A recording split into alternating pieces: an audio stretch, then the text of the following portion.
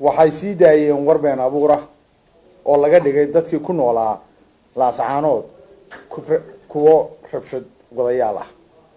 waxay sheegeen in dad ku waxyeeloobeen dhaawacayna jiraan, dadna la toogtay oo aana jirin cid alla cid wax ku noqotay xabad askari riday mooyaane.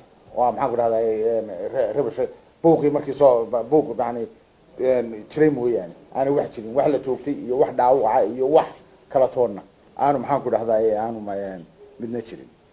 waxay been ka sheegeen khudbadii iyo dadkii isu soo baxay iyagoo sheegay in aanu guddoomiyuhu ka hadal laascaanood, orodna kaga baxay isaga oo tegay caynaba.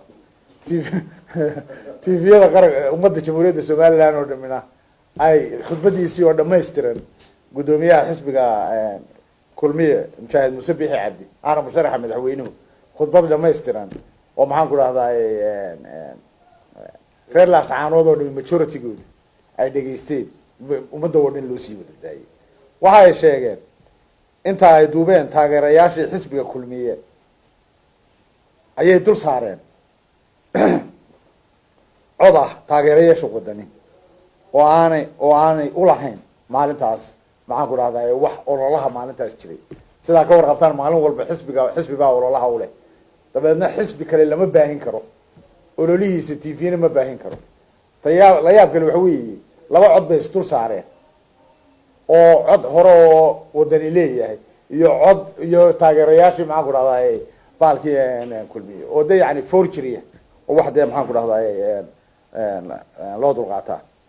sidaa daraaddeed markaas waxay meel kaga dhaceen qarannimada jamhuuriyadda somaliland, shacabka gobolka sool gaar ahaan shacabka gobolka laascaanood. waxay waxyeello u geysanayaan haddaan shacabka laga qaban nabadgelyada jamhuuriyadda somaliland ay ku caanamaashay oo aanaan cidna cid alla ciday doonta ha noqoto aanaan uga habranayn markay nabadgelyada waxyeelayaan.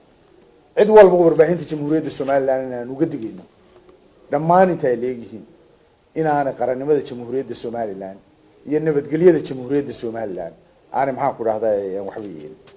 sidaa daraaddeed ciidamada hay-adaha ku shaqale oo dhan sidaan markii hore u sheegay waxaa la farayaa dhammaantood dhinacyada ay khuseyso oo dhan warqadani inay tallaabo sharci waafaqsan ka qaadaan tv-ga kalsan, isla markaana albaabada u laabaan xafiisyada uu ku leeyahay qaranka jamhuuriyadda somaliland. mahadsanidin.